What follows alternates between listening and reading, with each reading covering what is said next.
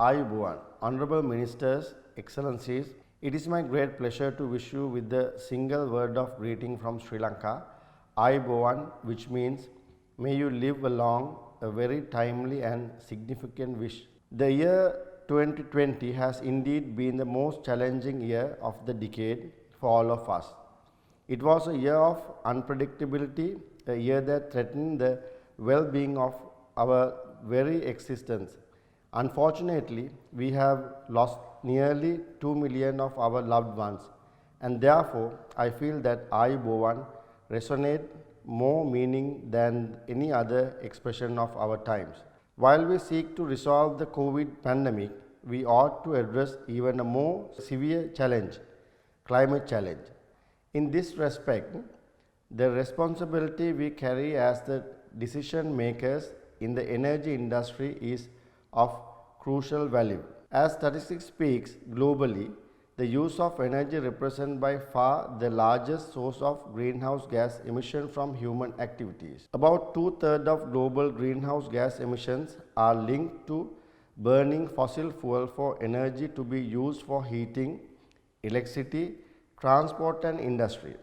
Sri Lanka as a beautiful tropical island at one point was 100% hydro energy powered, creating no carbon footprint in the energy generation sector. With the growth and expansion of the economy, this however changed as the national energy requirement increased. At present, when we analytically break down the national carbon emission figures for Sri Lanka, more than 40% of carbon emission come from energy industry. I am humbly proud to say that we were able to minimize our CO2 emission impact with the development of large-scale renewable energy-based power generation, primarily through the rooftop solar industry. Sri Lanka launched her first power development scheme in 1996 and achieved notable success. In the year 2006, Sri Lanka unleashed the true potential of renewable energy. We passed the impressive 1000 megawatt capacity last year with the commissioning of a 100 megawatts wind park in the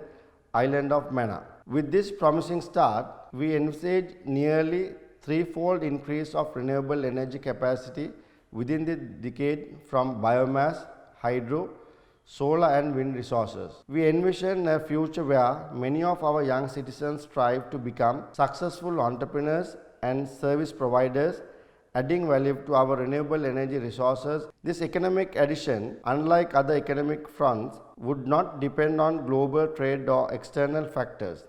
Instead, it will stand out as a resilient and sustainable element of our economy. Together with the International Renewable Energy Agency, we look forward to this new facet of our economy whilst making a meaningful and impactful contribution to mitigate climate change and promote green energy initiatives.